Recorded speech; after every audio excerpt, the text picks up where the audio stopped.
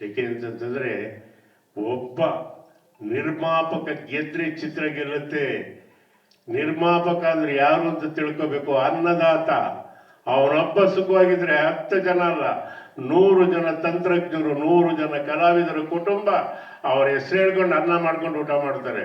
ಅದಕ್ಕೇನೆ ವೇಮನ ಅವರಿಗೆ ಒಂದು ಒಳ್ಳೆ ಮಾತಾಡಿ, ಅನ್ನಂ ಪೆಟ್ಟಿನ ಮಾಡು ತಂಡ್ರಿ ಅವತಾಡು ಅಂತ. ಭಾಷೆಯೆಲ್ಲ ಕತ್ಕೊಳ್ಳೋದಕ್ಕೆ ಜ್ಞಾನ ಯಾರಪ್ಪನ ಸೊತ್ತಲ್ಲ. ರಾಜ್ಕುಮಾರ್ ಬಗ್ಗೆ ಇನ್ನೊಂದು ಮಾತಾಡೋದಕ್ಕೆ ಇಷ್ಟಪಡ್ತೀನಿ. ಯಾಕೆ ಅಂತಂದರೆ ಯಾವುದೇ ಕಾರಣಕ್ಕೆ ಅಹಂಕಾರ ಪಡಬೇಡಕ್ಕಂದ, ಯಾವುದರಿಂದನೂ ನೀನು ಹೋಗಬೇಡ. ಕೀರ್ತಿ ಹಿಂದೆ, ದುಡ್ಡಿನಿಂದೆ, ಪದವಿ ಹಿಂದೆ, ಪ್ರತಿಷ್ಠೆಯಿಂದ ಹೋಗಬೇಡ. ಆಮೇಲೆ ನಡೆಯ ಅಂತ ಕೇಳಿದ್ರೆ ನಾವೆಲ್ಲ ವಿಲನ್ ಗ್ರೂಪ್ನವ್ರು ಕೂತ್ಕೊಂಡು ಕತೆ ಕೇಳ್ತಿದ್ವಿ ಅವ್ರ ಹತ್ರ. ಅವ್ರು ಹೇಳೋರು, ಏನಿಲ್ಲ ನಿನ್ನ ಕೆಲಸನೇ ನೀನು ಪ್ರಾಮಾಣಿಕವಾಗಿ ಮಾಡ್ಕೊಂಡು ಹೋಗ್ತಾರು. ಈಗ ನಿನ್ನೆರಡನ್ನೇ ನೀನು ಹಿಡಿಯಕ್ಕೆ ಹೋದ್ರೆ ಸಿಗುತ್ತಕ್ಕಂದ, ಸಿಕ್ಕಲ್ಲ. ಮೂರ್ಖತನ ಅದು, ವೃಥಾಶ್ರಮ. ನೀನು ಪಾಡು ನೀನು ಹೋಗ್ತಾ ಇರು. ಆ ನೆರಳು ನಿನ್ನ ಹಿಂದೆ ಬರುತ್ತೋ ಹಂಗೆ ಕೀರ್ತಿ, ಪ್ರತಿಷ್ಠೆ, ದುಡ್ಡು, ಎಲ್ಲ ನಿನ್ನ ಹಿಂದೆ ಬರುತ್ತೆ ಅಂತ ಹೇಳ್ಕೊಟ್ಟು ಮಹಾನುಭಾವ ಯಾರಾದರೂ ಇದ್ರೆ ಒಬ್ಬ ರಾಜ್ಕುಮಾರ್. ಯಾಕೆಂದರೆ ರಾಜ್ಕುಮಾರ್ ಭವನದಲ್ಲಿ ನಾವಿದ್ದೀವಿ, ಅಂಬರೀಷ್ ಆಡಿಟೋರಿಯಮಲ್ಲಿ ಇದ್ದೀವಿ. ಏಕೆಂದರೆ ಇವತ್ತಿನ ಈ ಉಸ್ತುವಾರಿ ಇದೆಯಲ್ಲ, ಇದನ್ನಾಗಬೇಕಾದ್ರೆ ಸನತ್ ಕುಮಾರ್ ಅವರು 13ನೇ ತಾರೀಕು ಹೋದರು. ನಾವು ಈ ಕಾರ್ಪೆಟನ್ನು ಚೇಂಜ್ ಮಾಡಿಸ್ಬೇಕಾಗಿತ್ತು. ಇದನ್ನು ಬಿಚ್ಚಿಸಿದ್ರೆ 8 ದಿವಸ ಬೇಕು ಅನ್ನೋದಕ್ಕೆ ನಾವು ಬಿಚ್ಚೋಕ್ಕೆ ಒಪ್ಪಲಿಲ್ಲ. ಈ ಕಾರ್ಯಕ್ರಮ ಮುಗಿಲಿ ಅಂತ ಮಾಡಿದ್ವಿ. ಇನ್ನೊಂದು, ವಿಷ್ಣು ಜೊತೆಲಿ ಟ್ರಾವೆಲ್ ಮಾಡಿರೋಷ್ಟು ನನ್ನಷ್ಟು ಬೇರೆ ಇನ್ನೊಬ್ಬ ನಟ ಇಲ್ಲ ಅಂತ ಹೆಮ್ಮೆಯಿಂದ ಹೇಳ್ಕೊಡ್ತೀನಿ. ಹೆಂಗೆ ಅಂತಂತಂದರೆ 300-400 ಕಿಲೋಮೀಟ್ರ್ ಹೋಗ್ಬೇಕಾದ್ರೆ ದೊಡ್ಡ ಮಾತಿಲ್ಲ, ಬರೀ ಕೇಳಿಸ್ಕೋಬೇಕಷ್ಟೇ. ದಾಸವಾಣಿನ ಹಾಕೋರು ಎಷ್ಟು ಚೆನ್ನಾಗಿರೋದು ಅಂತಂತಂದರೆ 3.5 ಗಂಟೆ ನಾವು ಪ್ರಯಾಣ ಮಾಡಿದ್ದು ಗೊತ್ತೇ ಆಗ್ತಾ ಇರಲಿಲ್ಲ. 300 ಕಿಲೋಮೀಟ್ರ್ ಹೋಗಿದ್ದು ಗೊತ್ತಾಗ್ತಾ ಇರಲಿಲ್ಲ. ಹಾಗೆ ಯಾರ ತಂಟೆಗೂ ಹೋಗ್ದಲೆ ತಾನಾಯಿತು, ತನ್ನ ಕೆಲಸ ಆಯಿತು ಅಂತ ಇದ್ದಿದ್ದ ಪ್ರಾಣಿ ಯಾವುದಾದ್ರೂ ಇದ್ದರೆ ಅದು ಡಾಕ್ಟರ್ ವಿಷ್ಣುವರ್ಧನ್ ಅಂತ ಹೇಳೋದಕ್ಕೆ ಇಷ್ಟಪಡ್ತೀನಿ. ಶಂಕರ್ನಾಗ ಅಷ್ಟೇ ನನಗೊಂದು ಮಾತು ಹೇಳಿದ್ದ. ಏಕೆಂದರೆ ಇವ್ರಿಗೂ ಆತ್ಮೀಯನೇ. ನನಗೆ ದಿವಸಕ್ಕೆ 24 ಗಂಟೆ ಸಾಕಾಗಲ್ಲ ಕೊಡೋ ದೊಡ್ಡ ದೇವರು 48 ಗಂಟೆ ಮಾಡಿದರೆ ಚೆನ್ನಾಗಿರ್ತಿತ್ತು ಅಂತ. ಯಾಕೆಂದರೆ ಯಾವಾಗ ನೋಡಿದ್ರು ಕ್ರಿಯಾಶೀಲ ಅವನು ಮಾಡ್ತಾ ಇಲ್ಲ. ಆಮೇಲೆ ಇನ್ನೊಬ್ಬನ ವಿಷಯ ಹೇಳಬೇಕು ಅಂತಂದರೆ, ಒಬ್ಬ ಅಂಬರೀಷ ಮಾತಾಡಿದ್ರೆ ಗುಂಡಿದ್ದಂಗೆ ಇರೋದು, ಆದರೆ ಮನಸ್ಸಿದೆಯಲ್ಲ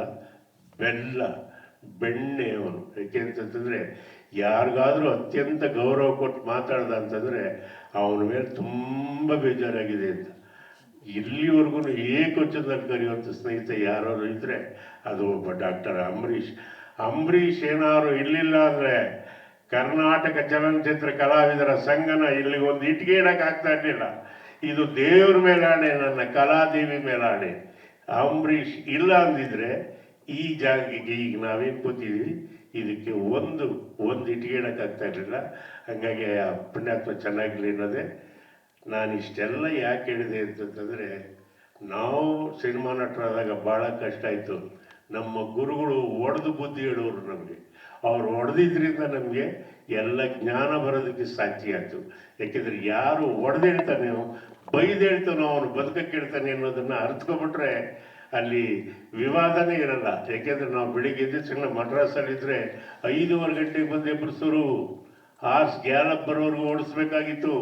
ನಿಮ್ಗೆ ಹೆಂಗೆ ಹೇಳೋದು, ಕೆಲವು ಸತಿ ಅವ್ರನ್ನೇನಾದ್ರು ಹಾರ್ಸ್ ರೈಡರ್ಸ್ನ ಚೆನ್ನಾಗಿ ನೋಡ್ಕೊಳ್ಳಿಲ್ಲ ಅಂದರೆ, ಅವ್ರಿಗೆ ತೀರ್ಥ ಪ್ರಸಾದಗಳನ್ನು ನೋಡ್ಕೊಳ್ಳಿಲ್ಲ ಅಂದರೆ ಕೆಟ್ಟ ಕುದುರೆ ಕೊಟ್ಬಿಡೋರು. ಆ ಕೆಟ್ಟ ಕುದುರೆ ಹೆಂಗೆಲ್ಲ ಓಡಿ ಈ ಉದ್ದಕ್ಕೆ ಆಗೋದ ಈ ಮಾವಿನ ಮರಗಳು ಈ ಕೊಂಬೆಗಳು ಹಿಂಗೆ ಬಂದಿರೋದಲ್ಲ, ಅಲ್ಲಿಗೆ ಹೋಗ್ಬಿಡೋದು, ಒಡ್ಕೊಂಡು ಸತ್ತು ಬಿಡ್ಬೇಕು. ಹಂಗೆ ಅಷ್ಟು ಕಷ್ಟ ಆಯಿತು. ಆಮೇಲೆ ಡ್ಯಾನ್ಸ್ಗೆ ಹೋಗ್ಬೇಕಾಗಿತ್ತು. 9 ಗಂಟೆ ಕಾಲ್ ಶೀಟ್ ಇದ್ದರೆ ಬೆಳಿಗ್ಗೆ 5:15 ಗಂಟೆಗೆ ಇದ್ದರೆ ಡ್ಯಾನ್ಸ್ಗೆ ಹೋಗ್ಬೇಕು, ಮತ್ತು ಫೈಟಿಂಗಿಗೆ ಹೋಗ್ಬೇಕು, ಅವೆಲ್ಲ ಮಾಡಬೇಕಾಗಿತ್ತು. ನಾನು ನಮ್ಮ ಹೀರೋಗೆ ಹೇಳ್ತಾ ಇದ್ದೀನಿ, ನೀನು ಎಷ್ಟು ಎತ್ತರಕ್ಕೆ ಬೆಳೆದ್ರು ಅಹಂಕಾರ ಪಡಬೇಡಪ್ಪ. ಒಬ್ಬ ರಾಜ್ಕುಮಾರ್ನ ತಲೆಯಲ್ಲಿ ಇಟ್ಕೋ, ಅವಾಗ ಸತ್ಯವನ್ನು ನೀನು ಬೆಳಕು ಕಾಣ್ತೀಯ, ನಿನ್ನ ಗುರಿ ಮುಡ್ತೀಯ ಅನ್ನೋ ಮಾತನ್ನು ನಾನು ಹೇಳೋಕ್ಕೆ ಇಷ್ಟಪಡ್ತಾ ಇದ್ದೀನಿ. ಅದಕ್ಕೇ ಇನ್ನೇನಾದ್ರೂ ಈ ಎಲ್ಲ ಕಲಾವಿದರನ್ನ, ಏಕೆಂದರೆ ಕಲಾವಿದರಾಗೋದು ಸ್ವಲ್ಪ ಇದಲ್ಲ. ನಮ್ಮ ಆವೇಶದಿಂದ ನಮ್ಮ ಕೃಷ್ಣೇಗೌಡರು ಮಾತಾಡಿದ್ರು, ರೇವಣ್ಣವ್ರು ಕೂತವ್ರೆ, ನಮ್ಮ ಸಿದ್ದರಾಮಣ್ಣ ಅವ್ರ ಕೈಲಿ ಒಂದು ಕೆಲಸ ಮಾಡಿಸ್ಬೇಕಾಗಿತ್ತು. ಅಂಬರೀಷ್ ಹೆಸರಲ್ಲಿ art and culture and cine acting ಅಕಾಡೆಮಿನ ನಾವು ಓಪನ್ ಮಾಡ್ತಾ ಇದ್ದೀವಿ.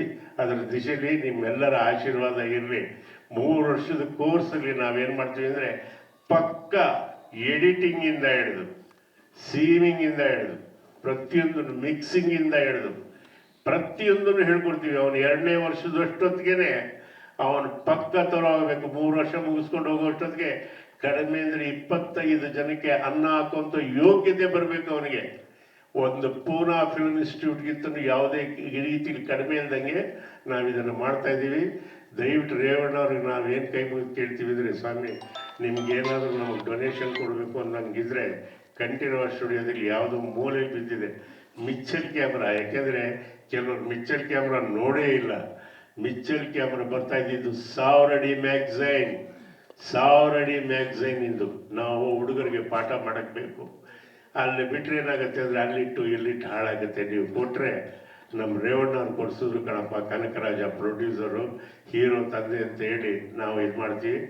ದಯವಿಟ್ಟು ಅದನ್ನು ಕೊಡಿಸ್ಕೊಡಿ. ನಿಮ್ಮ ಹೆಸರು ಹಾಕಿ ಅದನ್ನು ಯಾವ ಪುಣ್ಯಾತ್ಮ ಕೊಟ್ಟು ಶೋಕೇಸಲ್ಲಿಟ್ಟು ಮಕ್ಕಳಿಗೆ ಪಾಠ ಮಾಡೋಕ್ಕೆ ಅನುಕೂಲ ಆಗುತ್ತೆ ಅನ್ನೋ ವಿಷಯನ ನಿಮಗೆ ತಿಳಿಸ್ತಾ ಜಾಸ್ತಿ ಮಾತಾಡಿದೆ ದಯವಿಟ್ಟು ಕ್ಷಮಿಸ್ಬಿಡಿ. ಏಕೆಂದರೆ ಕೆಳಗಡೆ ಕಾಫಿ ತಿಂಡಿ ಎಲ್ಲ ಇದೆ. ದಯವಿಟ್ಟು ಎಲ್ಲರೂ ಆಸ್ವಾದಿಸಬೇಕು. ಇವತ್ತಿನ ನಾಯಕ ನಟರಾಗಿರ್ಬೋದು, ತಂತ್ರಜ್ಞರಾಗಿರ್ಬೋದು, ನೀವು ಏನು ಬೇಕಾದ್ರೆ ತಿನ್ನಿ, ಏನು ಬೇಕಾದ್ರೆ ಮಾಡಿ, ಆದರೆ ನಿಮ್ಮ ದೇಹದಾಢ್ಯದ ಬಗ್ಗೆ ಸ್ವಲ್ಪ ಗಮನ ಕೊಡಿ. ನಾವು ಯಾವತ್ತೂ ಹೀರೋ ಆಗಬೇಕು ಅಂತ ನಮ್ಮ ತಾಯಣೆ ಆಸೆ ಪಟ್ಟೇ ಇಲ್ಲ. ಯಾಕೆಂದರೆ ನನಗೆ ಇಂಪಾರ್ಟೆಂಟೇ ಫುಲ್ ಮೀಲ್ಸ್. ಏಕೆಂದರೆ 165 kg ಇದೆ. ಈಗ ನಮ್ಮ ಫೋಟೋಗ್ರಾಫರು ನಮ್ಮ ಆತ್ಮೀಯ ಕೇಳಿದ ಎಷ್ಟು kg ಕಮ್ಮಿ ಆಗಿದೆಯಾ ಅಂತ. ನಾನು ಹೇಳಿದೆ, ಸರ್ ಯಾಕೆ ಹೇಳ್ತೀವಿ ಬಿಡು, ಲೆಕ್ಕ ಇಟ್ಟರೆ ದುಃಖ. ನಾನು 47 kg ಕಮ್ಮಿ ಆಗಿದ್ದೀನಿ ಅಂತ. ಏಕೆಂದರೆ ಸಾಯ್ಬೇಕಾದ್ರೆ ಸಬ್ ಇನ್ಸ್ಪೆಕ್ಟರ್ ಆದಾಗ ಈಗ ತೆಳಗಾದ್ರೆ ಏನು ಬಂತು. ಸಿನಿಮಾದಲ್ಲಿ ದಪ್ಪ ಇರೋರಿಗೆಲ್ಲ ದೊಡ್ಡಣ್ಣ ಅಂತ ಹೆಸರಿಟ್ರು. ಅದಕ್ಕೆ ನಿಮ್ಮ ಆಶೀರ್ವಾದ ಪ್ರೋತ್ಸಾಹ ಕಾರಣ. ಕೊನೆಯವರೆಗೂ ನಮ್ಮ ಮೇಲೆ ಇದೇ ಅಭಿಮಾನ ಇರಲಿ ಅಂತ ನಾನು ಬೇಡಿಕೊಂಡು ನನ್ನ ಮಾತಿಗೆ ವಿರಾಮ ಮಾಡ್ತೀನಿ. ನಮಸ್ಕಾರ.